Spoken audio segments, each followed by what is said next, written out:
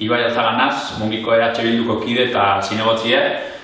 Joan dan urtarrilaren 31an, 2020ko lehenengo osoko bilkura eduki gendun, eta hor beste punto batzun artean, bozkatu behar izan gendun Mungiako udalaren diru laguntzen plan estrategikoa 2020-2023 urte bitarterako. Diru laguntzan plan estrategiko horrek, azken baten barne hartzen dauz herriko elkarte eta kirol talde eta abarrentzako diru partidak. Guk honen aurrean osoko bilkuran erabaki gendun puntu honetan abstenidutea. Eta abstenidu egiten gara, badakiguleko PNV eta PSren arteko akordioa dela eta gure bozkak ez direla erabaki horrak, baina edozein kasuten guk sekule ez dugu egingo herriarentzat garrantzitsuek diren talde, elkarte eta abarrei diru laguntzak emotearen aurka.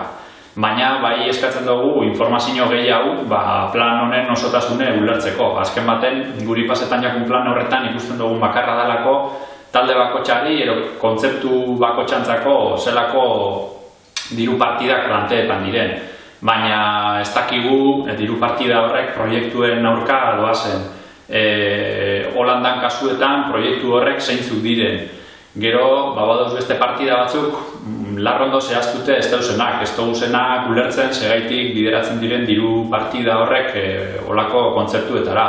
Badeko guzor zalantza batzuk argitu ez direnak eta plana bera diseinatuta duen moduen, ez dugu ikusten ondo eginda dauenik, informazio gehiago behar dauela uste dugu. Orduen horregaitik abstenidutea erabaki gendun. Beste alde batetik, dekretuen barri emoteko puntuen, guk galdera batzuk egin gendu zen dekretu zehatz baten inguruen, urtarrilaren 20ko dekretu bata, alkate dekretu bata, eta dekretu horretan atzera botaten da, orain dela denbora bat hartutako beste erabaki bat. Aurreko agintaldiaren bukaeran, erabaki izan, kirol zerbitzuetaz arduratzen zen deosan enpresagaz kontratue etetea. Enpresa horrek langilei esotzielako ordaintzen, epez kanpo beste batzutan, kontratatutako zerbitzua esalako era oso baten emoten batzutan, hainbat arazo egon ziren eta erabaki izan behingoz kontratu hori etetea. Eta kontratazio edo esleipen horretako klausula edo baldintza batzuei erantzunez, erabaki izan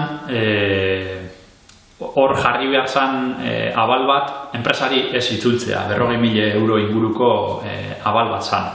Orain, alkate dekretu bat sinatu da, erabaki hori, abala ez itzultzearen erabakie atzera botaten dagoena eta erabakitzen dagoena kontratua eteteko arrazoiek bere horretan iztea, baina abala itzultzea. Osoko bilkuran egin gendu zen galderen arabera, azken baten galdetu gendu segaitik kontra esaten dan orain, lehen baldintza eta klausula batzuetan oinarritutako erabaki bat, segaitik orain atzera botaten dan erabaki hori eta abala itzultzea erabakitzen dan. Galdetzen dugu bai, segaitik hartzen dan erabaki hori, udaletik kanpoko pertsona batek, abokatu batek kasu honetan edo zerbitzu juridiko batek holan gomendatute, segaitik hartzen dan erabakie horretan oinarritute eta bestalde batetik, ze pentsetan daben bebai, edo ze eritxi dikean, zelan ikusten daben egoera hau, bai Mungiako udaleko idazkariak, kontu hartzaileak edo zerbitzu juridikoak berak.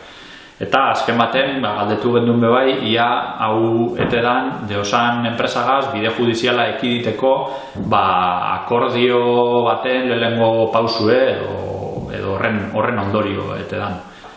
Espedientea eskatuko dugu eta ikusiko dugu informazio osoa eta itxarongo dugu bebai kontu hartzaileak honen inguruen zelako oharra edo zelako txostena egiten dauen. Bukatzeko, EH Bilduk babestute mozio bat bozkatu zen plenoan, azken puntu modure. Mozio hori aurkeztu zen berez alderdi guztiei aurkeztu jakun RKR izeneko dinamika baten ekimenez edo izenean. RKR da, testu inguru apurua jartzearen, RKR da Mungiako dinamika bat, Euskal Errepublika bat sortzearen alde egiten dabilena.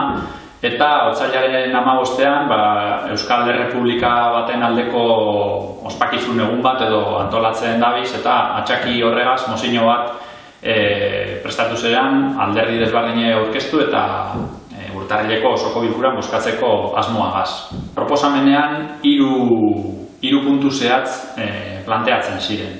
Lehenengo puntua proposatzen zen 2017an gure esku dago mugimenduak Mungian egindako galdeketari zilegitasuna emotea edo gaintza hartzea eta Mungia izendatzea Euskal Errepublika burujabe baten aldeko udalerri. Bigarren puntue proposatzen zan, lehenengo puntu hori posible izango ez balitz, Mungiako udalak konpromiso hartzea galdeketa barri bat egiteko herritarrek gai honen inguruen eukialdaben eritxie batzeko. Eta azkeneko puntuen, hirugarren puntuen proposatzen zan, lehen aipatu dugun moduen, otsailaren 15erako prestatzen dabizen Euskal Errepublikaren aldeko ospakizun egun horren aldeko deialdi egitea edo ospakizun horrek babestea erabatera. Gure aldeko bozkak izen ziren mozinoak jaso zuzen baiezko bakarrak, beraz mozinoak ez egon aurren egin.